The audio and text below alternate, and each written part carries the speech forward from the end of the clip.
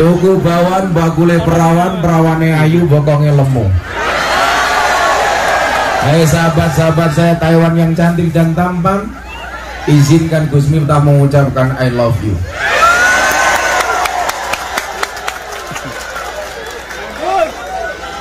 Saya ingat betul pengajian akbar terakhir di Taiwan yang datang saya gara-gara corona. Sekarang setelah corona tutup, karena corona sudah kehilangan wibawanya, karena corona sudah tidak mematikan. Dan untuk memulai pengajian di Taiwan, alhamdulillah kembali saya hadir.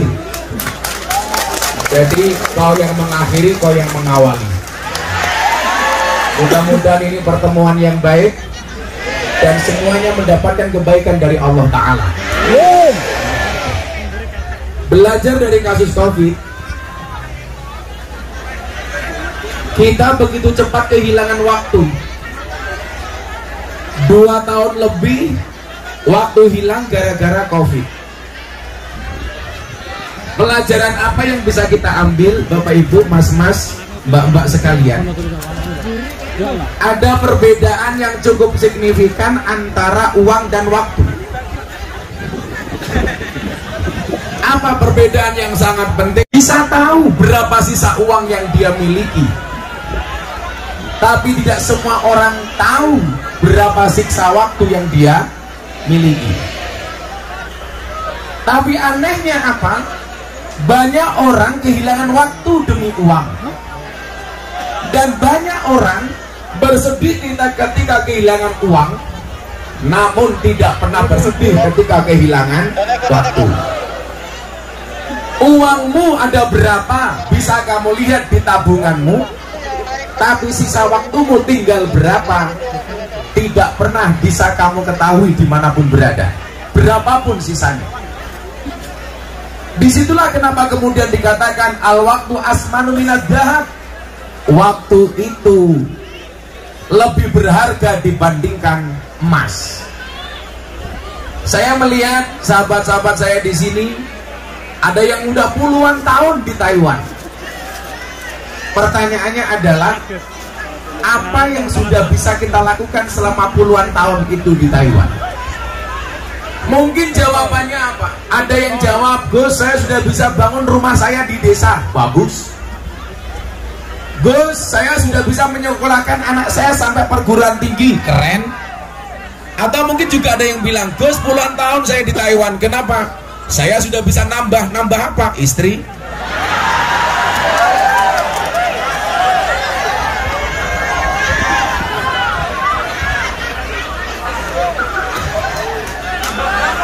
Yang jawab yes itu pasti janda. Oke, cangkemnya hidup rondo, lemu cerewet.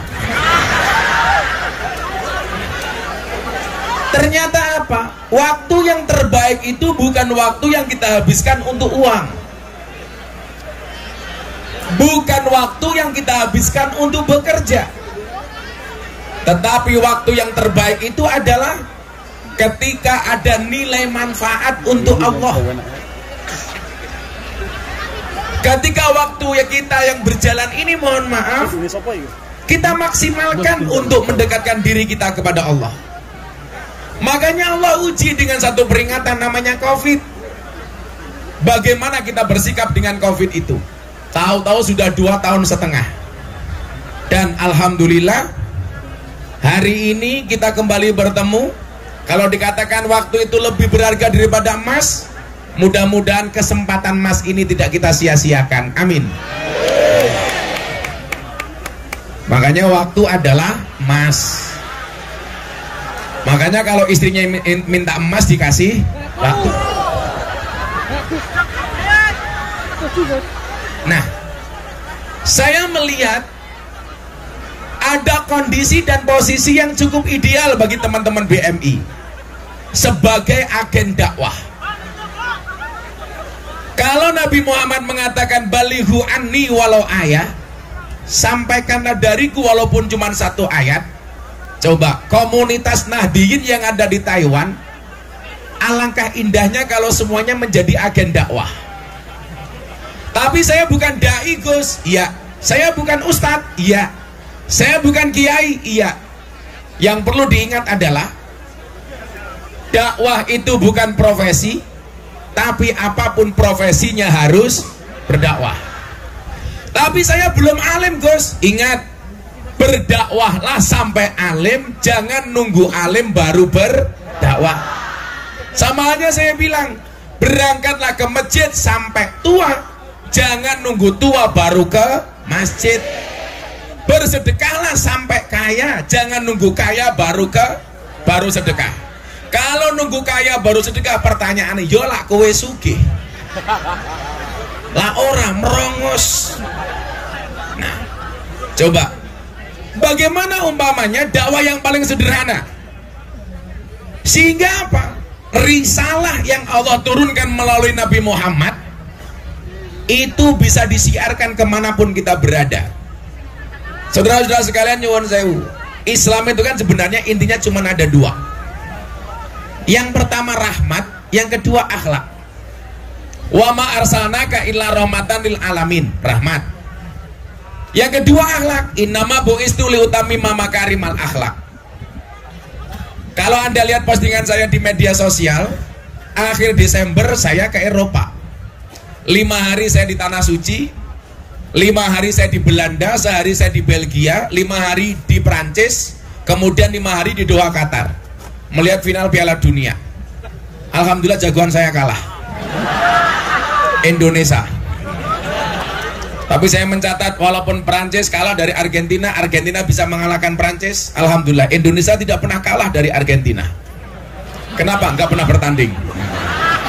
Makanya kita pertahankan, jangan sampai Indonesia ketemu dengan Argentina, daripada kita malu berjamaah. Nah, saya melihat apa?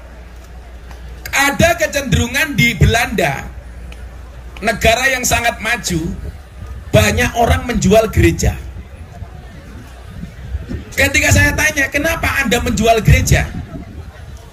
Karena mejanya kecil, degannya datang. Kamu naruhnya bingung.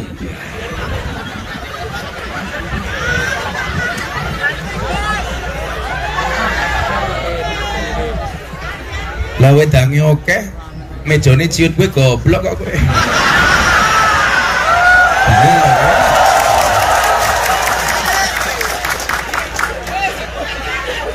Lagian minuman sebanyak ini gue ngombe iki apa ngombori cangkem sapi?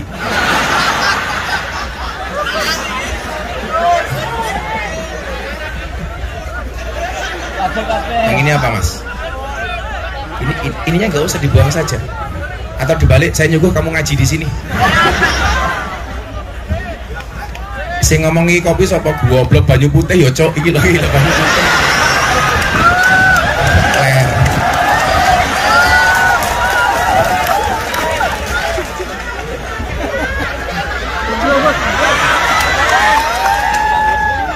Oh jahit. Oh salah. Ini kesalahan fatal. Ini kencur itu untuk dimamah ora dikum goblok. Komat rusun sing meneh kuwi sapa komat rusun? Saya pikir jahit, ternyata kencur. Kalau ini kopi.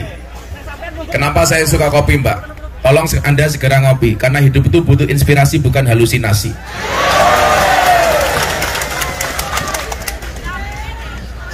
Cie-cie matamu.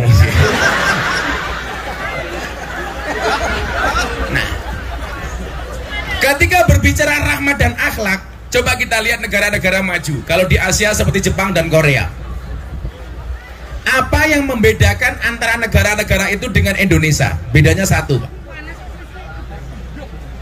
Kalau negara seperti Belanda, Swiss, ini negara yang saya bilang apa? Saya melihat Islam, tapi saya tidak melihat orang Islam. Sementara di Indonesia, saya melihat orang Islam, tapi kurang melihat Islam. Kenapa demikian, Gus? Coba kita lihat.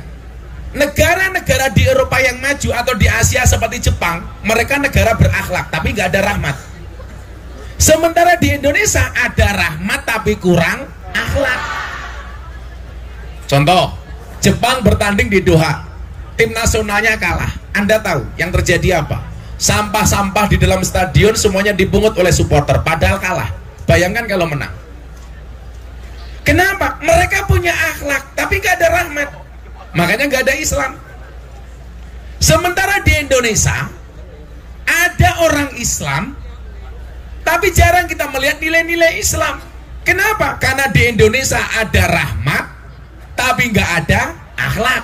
Coba selesai pengajian di tempat kita di Indonesia, mohon maaf, sampah bertebaran di mana-mana. Betul? Alasannya apa? Tanggung jawab panitia. Lah ngono kuwi otakmu bosok. Wis pengajian ora urun gitu loh. Ninggal sampah. Ini menjadi problem. Makanya kenapa kemudian saya bilang, ketika satu saat Mas Dedi galau atas semua keadaan yang dia lihat. Waktu itu dia andilau antara dilema dan galau. Karena dia banyak dibully, bahkan kontrak dia endorse dibatalkan gara-gara dia masuk Islam. Dengan melihat postingan-postingan orang Islam yang justru banyak caci maki. Saya bilang, ini fakta yang menunjukkan bahwa Indonesia ini full rahmat tapi kurang akhlak. Bagaimana saya bisa membantu dakwah Gus Miftah, dia bilang. Akhirnya saya panggil, botak kamu sini. Karena Mas Dedi ini orang yang mampu menumbuhkan motivasi untuk orang lain, tetapi tidak mampu menumbuhkan rambutnya sendiri. Saya bilang, Mas Dedi, kamu dengerin. Orang non-Islam itu tidak membaca Qur'anmu, tidak membaca hadismu, tetapi membaca akhlak dan perbuatanmu. Artinya apa? Kalau kamu pengen mensiarkan Islam dengan rahmat dan akhlaknya gampang. Perbaikilah akhlakmu, perbaikilah kelakuanmu, perbaikilah perbuatanmu. Maka orang akan berbondong-bondong masuk Islam. Coba kalau kita tampilkan Islam di Taiwan, Islam yang ramah. Selesai pengajian tempatnya bersih, ada program-program positif. Orang melihat Indonesia yang dilihat Islamnya, maka mereka tertarik masuk Islam. Coba Anda bayangkan, kalau yang dilihat dari kita apa? Perkelahian, tawuran, mabuk-mabukan. Orang akan mengatakan, kok Islam seperti itu? Makanya semua yang hadir ini harus menjadi agen dakwah. Apalagi sekarang era medsos. Ingat, satu peluru polisi hanya bisa nembak satu kepala. Tapi satu postingan di medsos itu bisa nembak jutaan kepala. Saya tadi pagi dapat kiriman apa? Ada banser turun dari kereta, ada yang nyuting, oh Gus Miftah datang. Padahal bukan saya. Aku mbaten apa matane katarak jaika.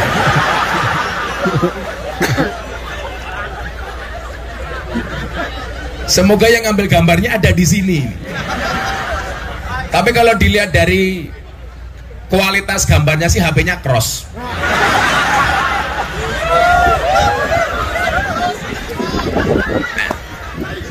Coba Anda bayangkan, video itu saya ambil, kemudian saya posting di Instagram saya, baru beberapa jam sudah ditonton 200.000 kali.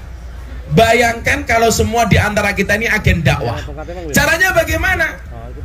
Postinglah yang penting, jangan yang penting posting. Cari pendapat-pendapat yang bagus. Coba kemarin Mas, ada survei di TikTok. Tagar paling banyak tokoh nasionalis yang ada di TikTok itu siapa? 10 nama besar. Itu hampir semuanya pejabat, pengurus partai, pejabat politik. Satu-satunya dari survei 10 besar itu yang menduduki nomor 2. Tagar paling banyak kiai cuma 1, Gus Miftah. Artinya apa? Coba kalau sahabat-sahabat saya BMI memaksimalkan medsosnya untuk dakwah. Postingan-postingan yang bagus di repost, di share ulang.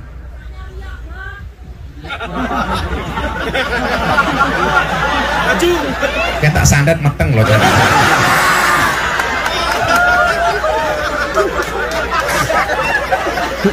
Kamu nafsu sama aku ya? Coba Sama hanya pertanyaan Raffi Ahmad ketika ketemu saya. Dia bilang begini, Gus, orang posting sedekah itu boleh apa enggak? Nah, jawabannya persis. Sedekah itu boleh tersembunyi, boleh terang-terangan, boleh di waktu siang, boleh di waktu malam. Pertanyaannya apa? Kenapa kok ada bahasa siang dan malam? Karena siang itu dianggap terang-terangan, malam itu gelap dianggap tersembunyi. Berarti apa? Sedekah dengan terang-terangan maupun tersembunyi itu boleh. Yang nggak boleh itu nggak sedekah tapi terang-terangan cangkeme cerewet. Wongnya ya tekoi, ya melu guyu gitu. Biasanya jilbab pink.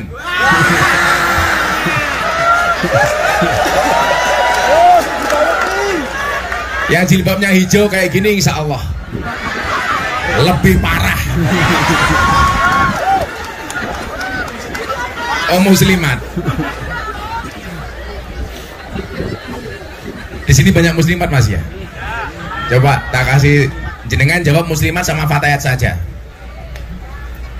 Bapak NU Ibu Mus, Kakang Ansor Adek Fatayat tahlilane saben malam. Mulih tahlilan padha nggawa. Salah Rahmat goblok. Berkat badokan.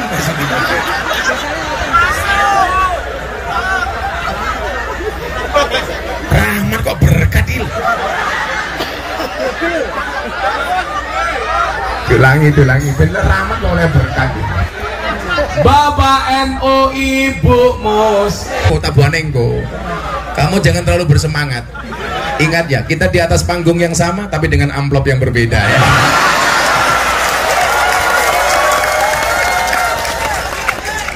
Kan saya sering bilang, strategi bisa di copy, rezeki nggak bisa dipaste. Bapak NU Ibu Mus, Kakang Ansor Adeva tayat tahlilane saben malam. Mulih tahlilan padha nggawa. Sing perkataan temu itu. Andane yo ngeyel. Ketake bocah iki sing bengok, "To ganjel to" kayak iki.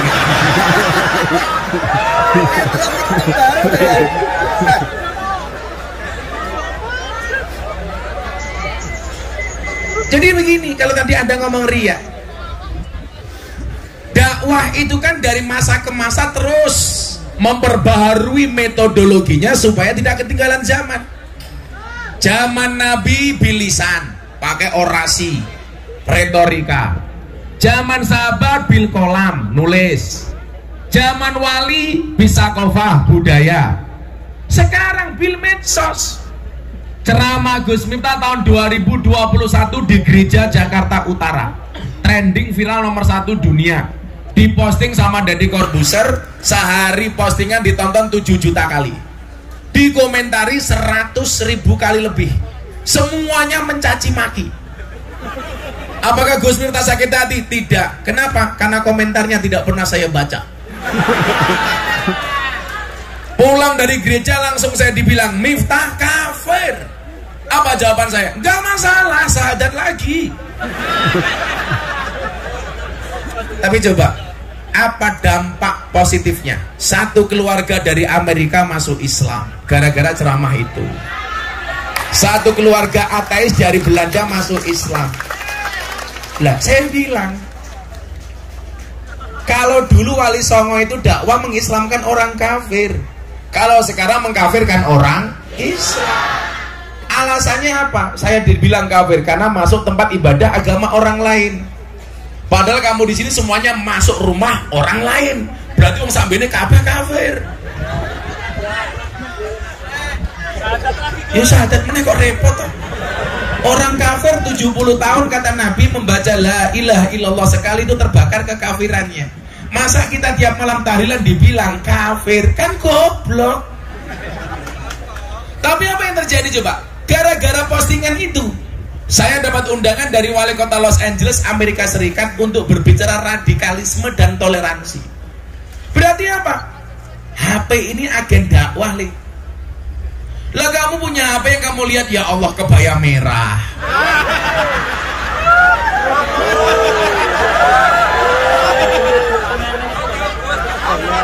Maka saya bilang, ini quote, dengerin. Hargailah waktumu sebaik mungkin, karena 1 detik saja berharga, apalagi 19 detik.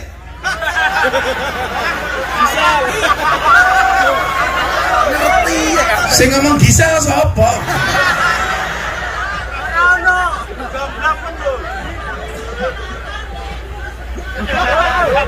Aku nonton. Lah sing ngirim-ngiringi lah ya awakmu.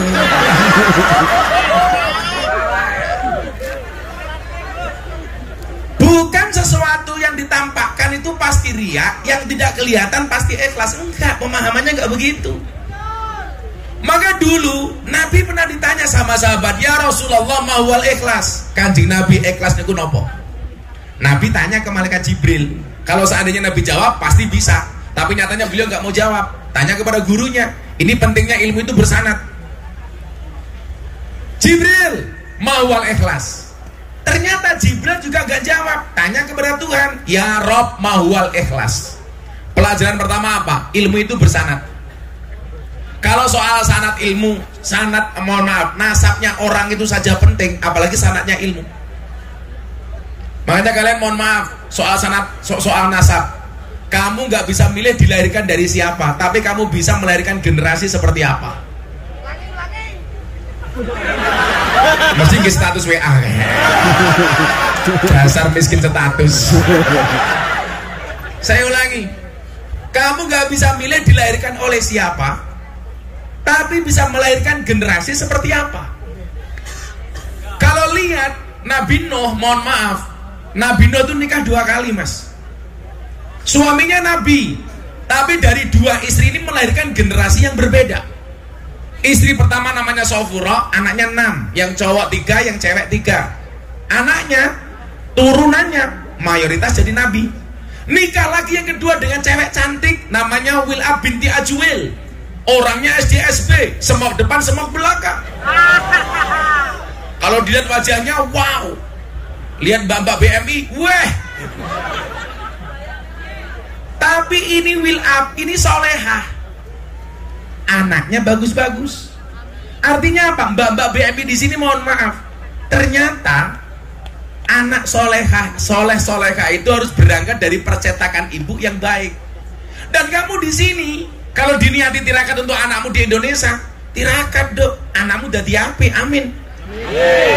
Coba kalau kamu kemudian di sini terlena, jadi BMI kerja di Taiwan, niatnya apa? Di sini seperti apa? Guayane cah desa, cah Ponorogo, cah Tulungagung, pakaiannya melu mbak-mbak Taiwan. Lah cah Taiwan nganggo yukensi, api Mas, mulus-mulus. Lah awakmu yuyu. Wis lemu. Ayo ora pantes. Lho padha-padha ndelok maksiate Kang, pilih ndi? Ya milih Taiwan kok aku kok. Iya. Langsung. Ya milih sing apik kok. Loh, cinta itu memang buta, Mbak. Tapi cinta bisa membedakan mana perawan, mana janda. Iya.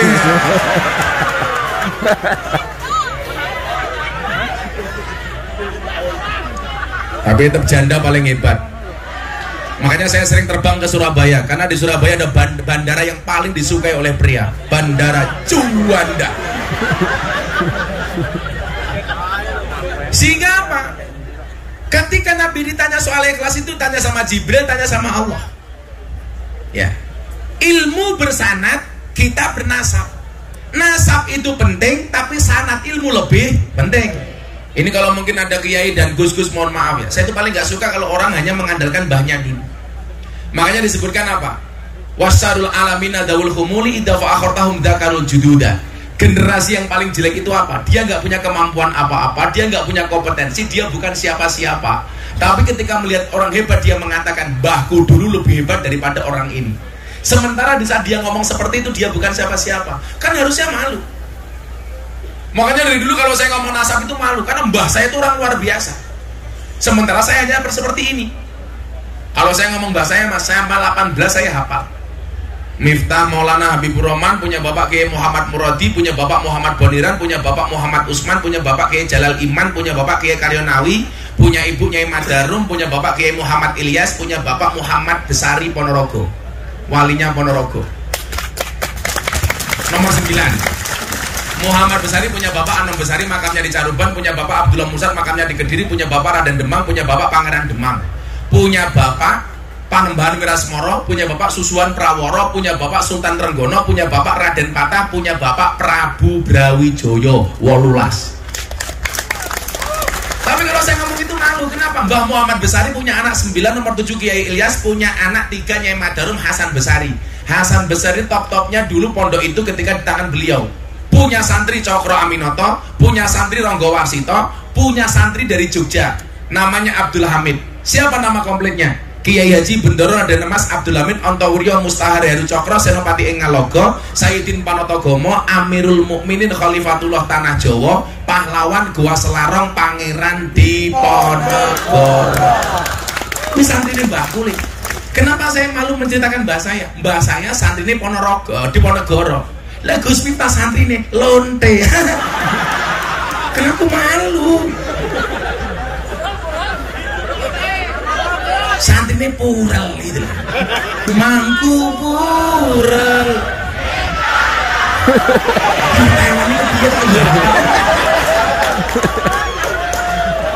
Kesangel, angel gitu.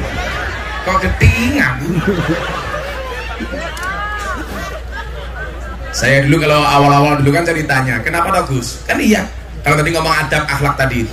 Kula sayin idza kasura rahusa ilal adaba. Segala sesuatu itu kalau jumlahnya banyak pasti murah kecuali ada. Makanya kalau kamu pengen mahal gampang, jadilah yang sedikit.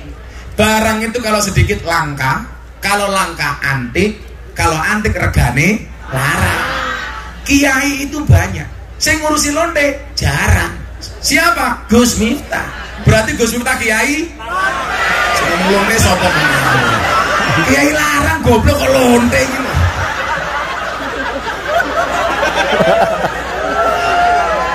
Dari kok ning lonte iki lho.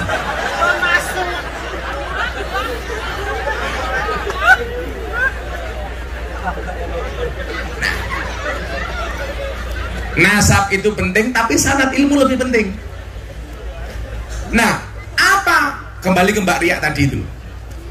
Apa jawaban Allah kepada malaikat Jibril? Jibril, ikhlas itu adalah satu rahasia yang aku titipkan di hati hambaku, yang tidak satu pun tahu kecuali aku dan hambaku. Itu ikhlas.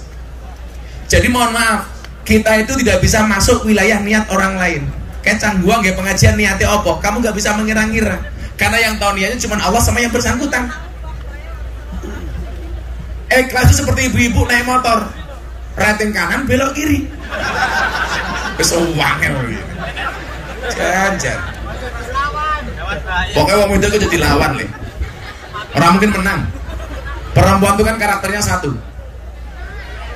Kalau disakiti nggak pernah lupa, kalau menyakiti nggak pernah ingat. Itulah perempuan. Makanya banyak kasus di Indonesia itu berangkat dari perempuan. Contohnya Sambo. Ya itu kan perempuan, Pak. Awalnya wedoan itu. Makanya walaupun jenderal bintang 2, urusan perempuan kalah, Pak. Sama dengan Kiai, sak pinter-pinter Kiai digetak bojone goblok dadak tak kandhani. Curhat matamu, curhat. Aku tidak seperti itu. Aku tidak seperti itu. Lebih parah. Gak mungkin. Istri saya sama sekali gak berani dengan saya, Bu. Ya gimana saya suami setia? Kan saya bilang, pasangan terbaik bukan yang datang dengan segala kelebihannya, tetapi yang tidak meninggalkan kita dengan segala kekurangannya. Kenapa saya harus ngomong seperti itu? Direkam banyak kamera. Kalangan bujuku mudara. Balik menek. Jawaban Allah kepada Jibril diberikan kepada Nabi Muhammad, baru diberikan kepada sahabat, lanjut tabiin, tabi'in, ulama ahlu Sunnah wal Jamaah sampai kita hari ini, salafus soleh sampai kita hari ini. Artinya apa? Ilmu itu berjenjang. Lah, posisi Anda di mana? Kembali ke sini. Saya punya acara dulu ngobrol bareng Gus Miftah di RCTI itu, saya tanya sama juraganya RCTI, Pak Haritanu, Anda bikin TV habis berapa? Modalnya 1 triliun mas. Sekarang semua orang berpotensi punya TV dengan menggunakan HP-nya masing-masing.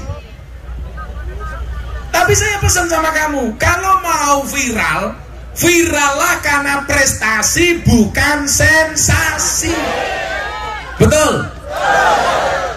Kayak dulu itu ada TK BMI dari Hong Kong apa Taiwan ya, yang mbak-mbak itu.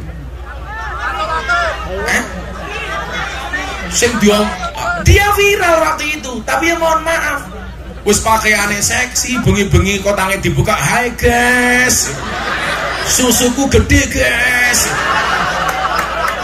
Yang menjadi persoalan mata saya pas lihat. Rezeki mbahmu rezeki. Sehingga kemudian apa? Kalau kebaikan-kebaikan itu bisa kita tampilkan di medsos, akan banyak orang penasaran dengan Islam. Saya mendengar Taiwan ini banyak orang pengen masuk Islam.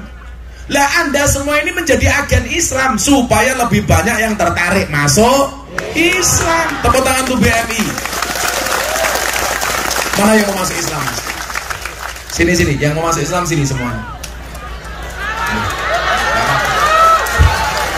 Tepuk tangan untuk BMI, keren ini.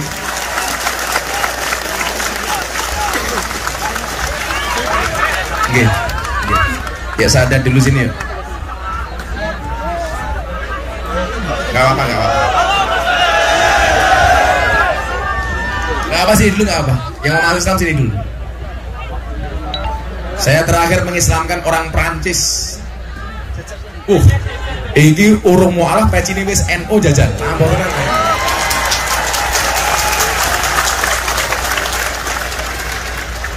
Iki sing ngajak kamu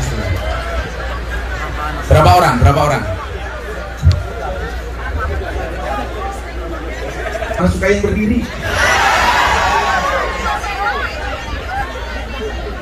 Coba mic-nya mana mic-nya masing-masing. Yang pertama Sitian Yu. Who is you? Sitian Yu. Can you speak English? No. Jike. Use. This is you. Sitian Yu. Okay. Before Buddhism.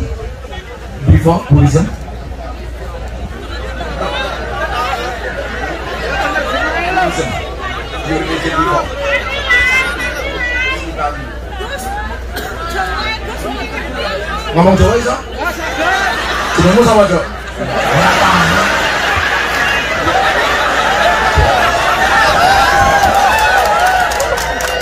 Chen Chiu Hu.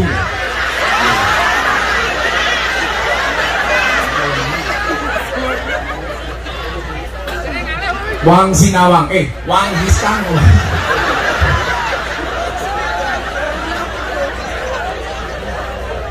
Hasu Wenji. Ini Hasu.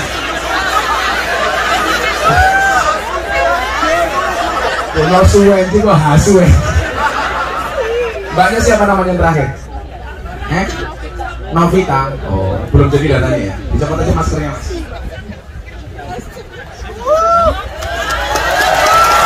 Oh, cocok wedok ini.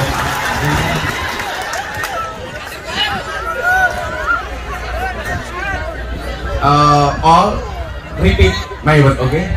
If I say asyhadu, you say asyhadu. Understand? Yes. Nanti yang terjemahin siapa? Oh, langsung mereka sendiri. Okay. Bismillahirrahmanirrahim. Disaksikan semuanya di sini ada 5 orang yang mau menjadi sahabat kita muslim dan muslimah, yang mereka kalau dari datanya dengan ikhlas, sadar dan tanpa dipaksa oleh siapapun. Ini sebenarnya ada terjemah dan tulisan bahasa Taiwan, tapi saya nggak bisa baca. Tahu saya bahasa Taiwan cuma satu, WC, Leng Taiwong.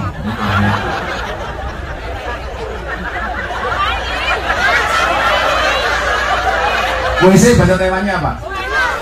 Wah ini matamu, wah ini. Ya bareng-bareng dijawab bareng-bareng. Mbaknya nggak pegang nih, tapi didulukan ya mbak ya. Yuk.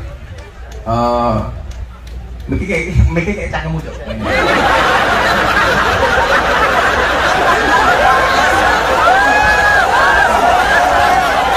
Bapak ini semuanya menjadi saksi atas keislaman mereka. Bismillahirrahmanirrahim. Asyhadu an la ilaha illallah wa asyhadu anna Muhammadan Rasulullah. Oke, Yurid nih. 我作证，除真主外，别无他神。我作证，穆罕默德是真主的使者。Alhamdulillah.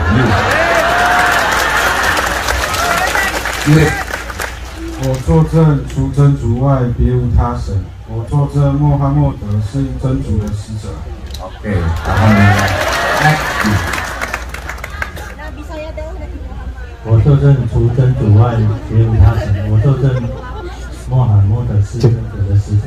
Alhamdulillah. 我作证，除真主外，别无他神。我作证，穆罕默德是真主的使者。Pakai bahasa Indonesia, bisa? Pakai bahasa Indonesia. Pegang mic-nya. Saya bersaksi dengan sebenar-benarnya bahwa tidak ada Tuhan kecuali Allah. Dan saya bersaksi dengan sebenar-benarnya bahwa Nabi Muhammad adalah utusan Allah. Alhamdulillah. Sallallahu Nabi Muhammad. Jadi orang sebanyak ini hari ini yang paling suci di antara kita adalah mereka berlima. Kenapa? Karena Nabi Muhammad mengatakan orang yang memeluk Islam dengan syahadat dosa-dosanya diampuni semuanya. Dan mereka hari ini seperti karyawan SPBU, dimulai dari nol ya, lah ini. Perlu dimulai.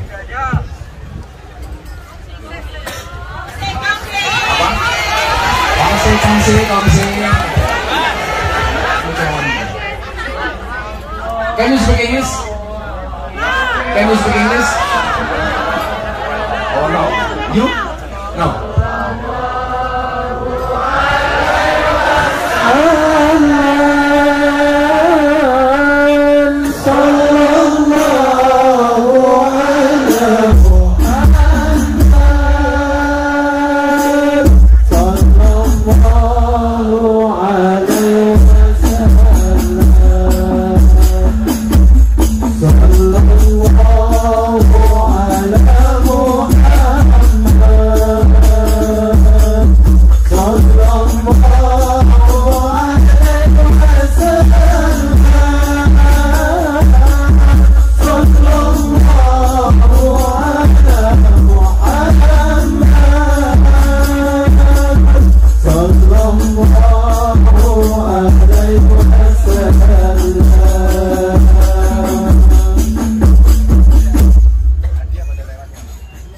Hadiah bahasa Taiwannya apa?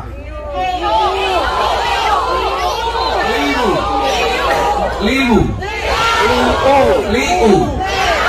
I will to give you all liu. Money to buy Quran, oke? Okay? Saya kasih satu orang 50 euro. Ya, 1 euro itu sekarang 16.000, lumayan lah 800.000. This is euro money dulu. This for you. This for you. This is Liu. Bagus.